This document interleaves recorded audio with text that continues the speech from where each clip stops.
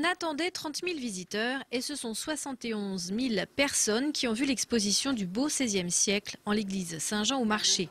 Des adultes, des jeunes, 400 classes ont visité l'exposition, des femmes surtout et d'un milieu socio-professionnel élevé.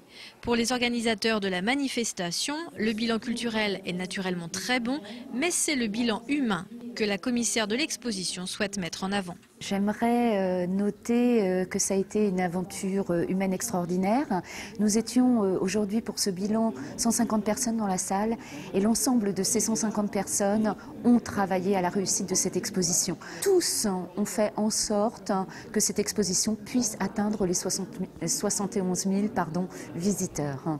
Outre l'envergure culturelle internationale créée par l'événement, le département et la ville de Troyes surtout peuvent se targuer de retombées économiques directes. Les touristes venus plus nombreux grâce au beau XVIe siècle ont davantage fréquenté les commerces, les hôtels, les restaurants. Pendant la période de l'exposition, la saison touristique a été particulièrement bonne. Donc en dépit de circonstances économiques générales moroses, le tourisme a bien progressé à Troyes. C'était des catégories de touristes souvent à un niveau de revenus assez élevé.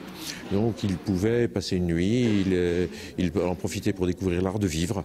Et puis en même temps, ils faisaient leurs courses ou le shopping au centre-ville ou aux alentours. Grâce à l'exposition du beau XVIe siècle, le département a gagné en chiffre d'affaires et en notoriété. L'Italie, l'Allemagne, entre autres, savent désormais où est Troyes dans l'Aube. Et surtout, l'exposition a été une révélation pour la communauté scientifique et pour de nombreux historiens de l'art que le patrimoine champenois a enthousiasmé.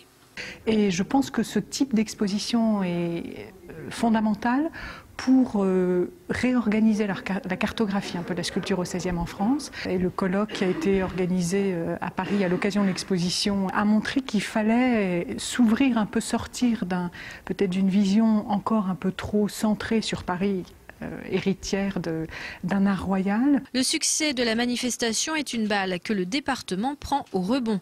Les Aubois ont été de fort bons ambassadeurs de l'exposition, des visiteurs enthousiastes.